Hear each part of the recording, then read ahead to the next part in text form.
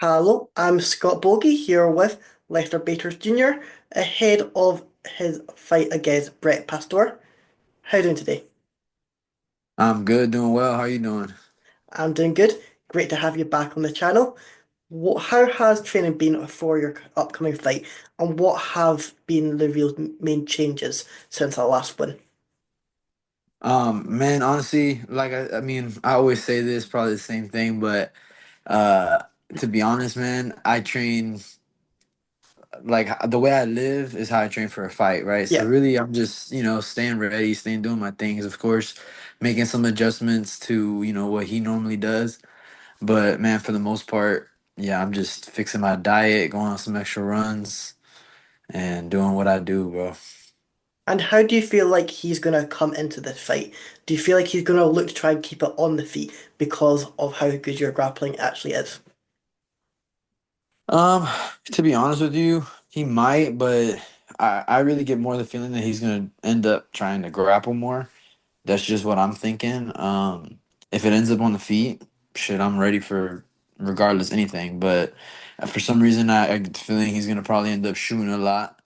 And once he starts shooting, I start stuffing the shots, or we start getting into our exchanges. Then it might turn into some striking, and then I'm gonna be able to outstrike him, and then it's just gonna he's gonna be overwhelmed everywhere. That's what I And think. So he's just gonna fall into that arm lock. Is that correct?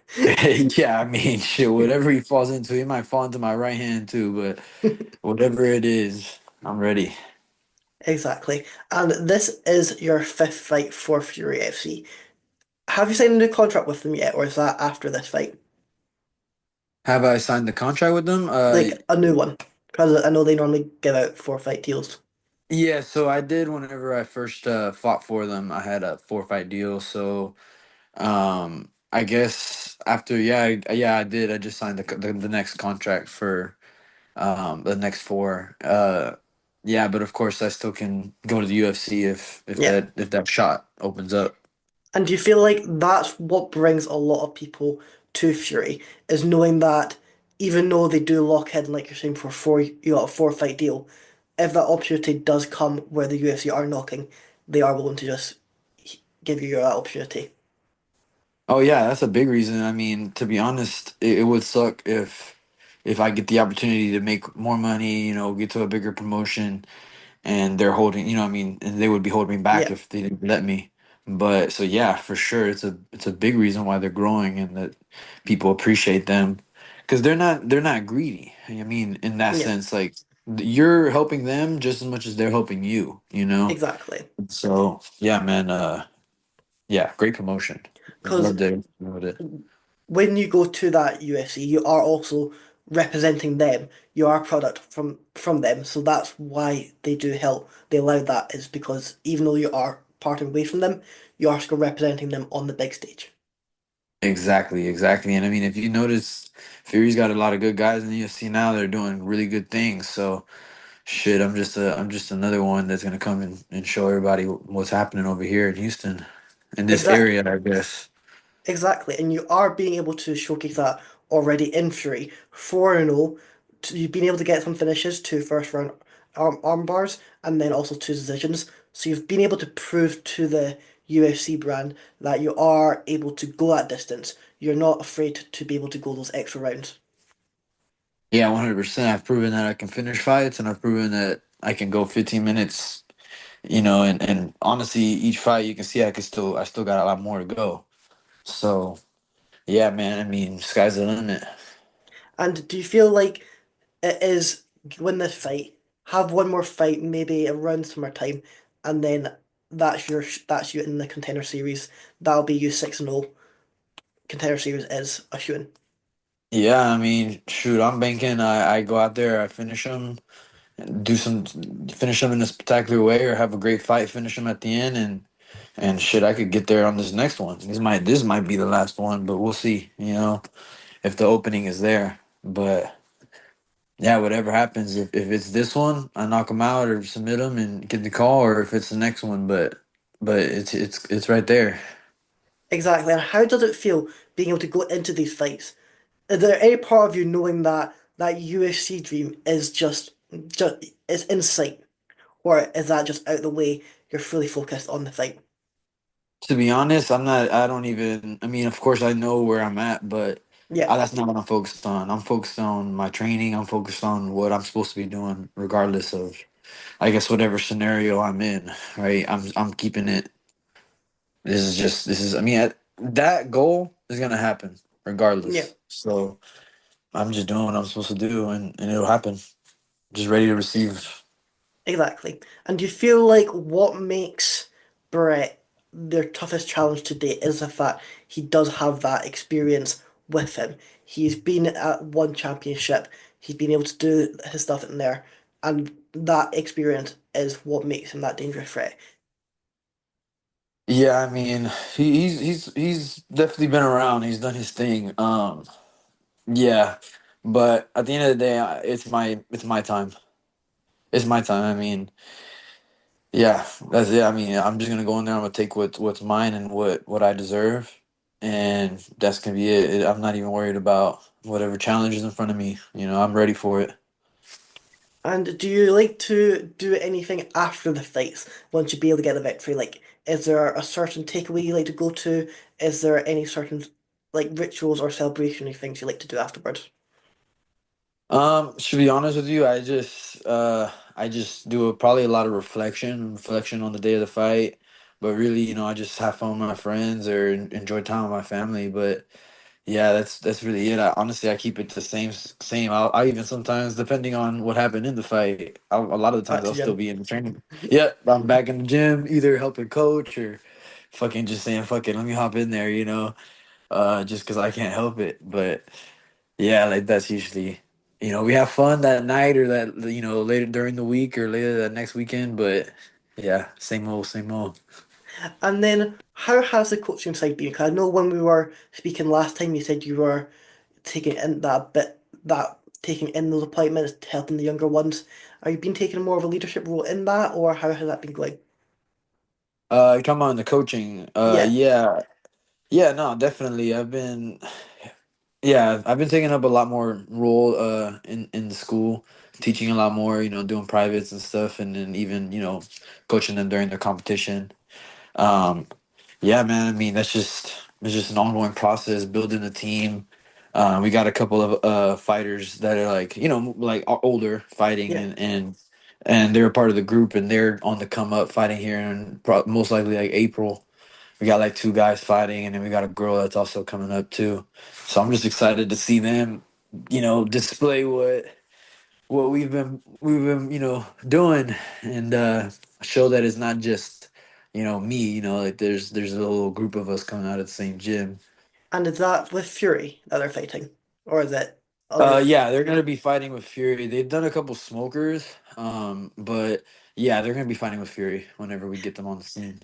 And how does it feel knowing that you were an integral part in getting them into where they are now?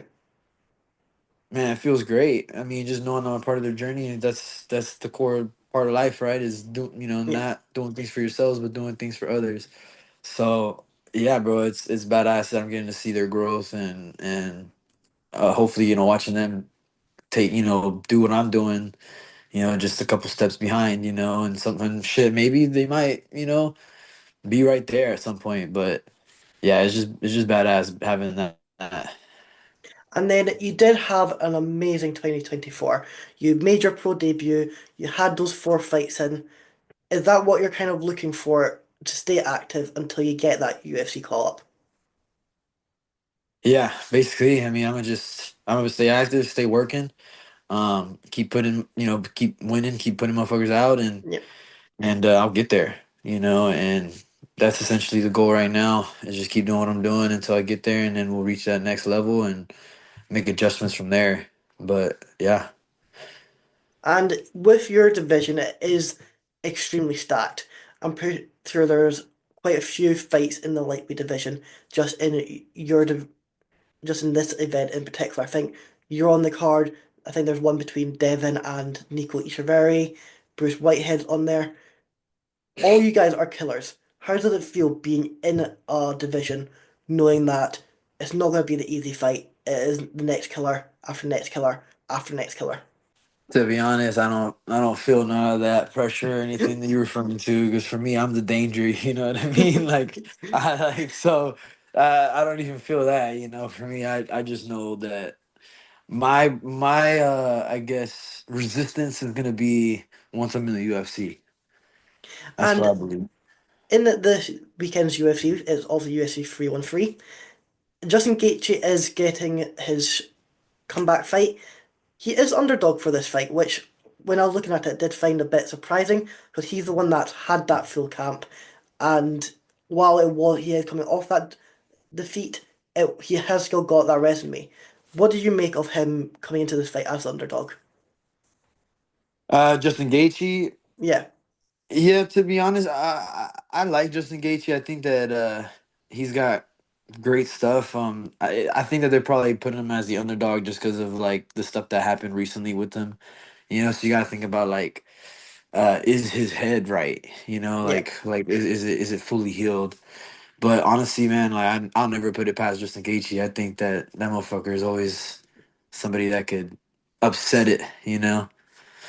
And what So. did you make of Ilya coming into from the featherweight division to the lightweight and demanding that title shot immediately? It's hey, ballsy of him, but that's ballsy of him. But he wouldn't be where he's at if he wasn't ballsy. You know Yeah, what I mean? He just might get it. Like I'm a big believer in, and if you believe in yourself and you go out there and you say something and you can go do it. If you got that full belief and that effort behind it. But Islam, man, sheesh, that's gonna be. He's gotta get past them. exactly. We'll And I see. think what some people criticize with Islam is just his title opponent. However, he can only face who he gets in front of him. If he is getting these guys and he's accepting them first thing and not declining it, there's not much you can really do if you're the champion.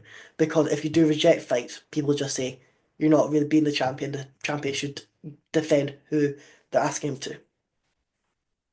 Yeah, he's like in an awkward position. It's like because the fight for him doesn't really make much sense Yeah, because he's not gonna be offered the Elias belt because it's 155. Yeah, and I'll be Topuria featherweight and Volk twice, who is a featherweight. yeah. So I mean, he's just in an awkward position. I guess he's just trying to make the organization happy, by doing what he's. I mean, but you got to think about him. Like he for sure believes in what he's doing. He Yeah, he don't. Yeah, so he thinks it's just gonna be another W in the book, and then all right, now let's. So yeah, I mean, what can you do if you're in his position? This is what the people want. This is what the organization wants. Gotta do what he's you just gotta do. keeping that belt warm for you just now. Yeah, yeah, exactly. Exactly, dude. Yeah. Just in a year or two, you can just hand that belt over. It's fine. You don't need to fight. Just hand it over. Yeah, yeah. I mean, fuck it.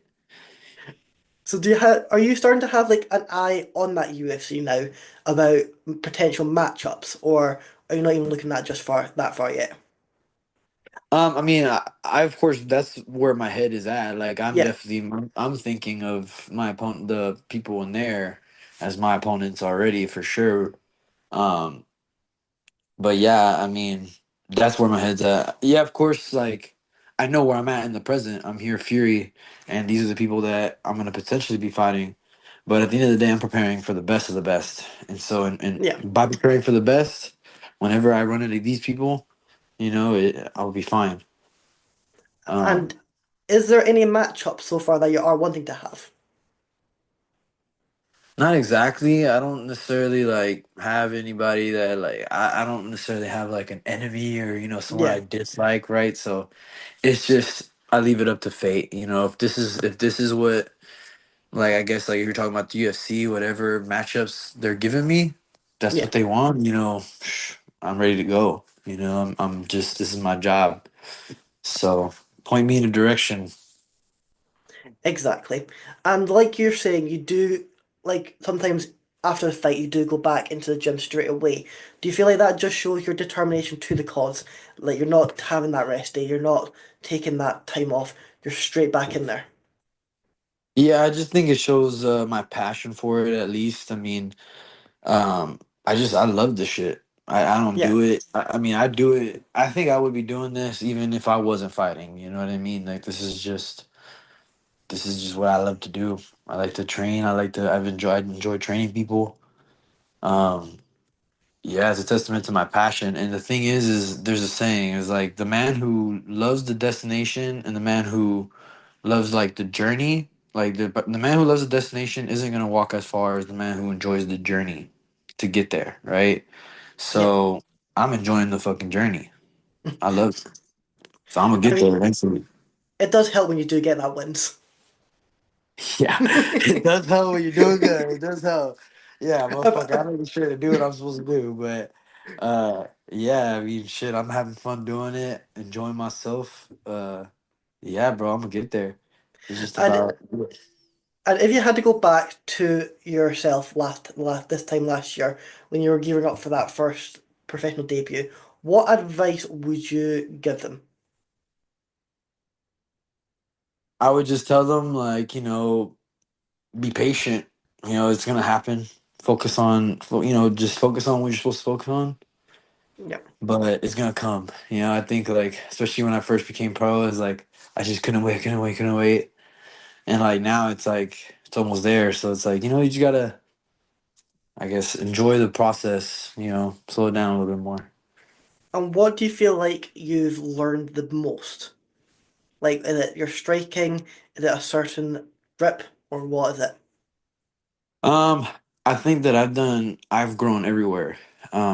Just mainly in my IQ, probably a lot of my jiu-jitsu, but everywhere. I mean, we work everything on a weekly basis.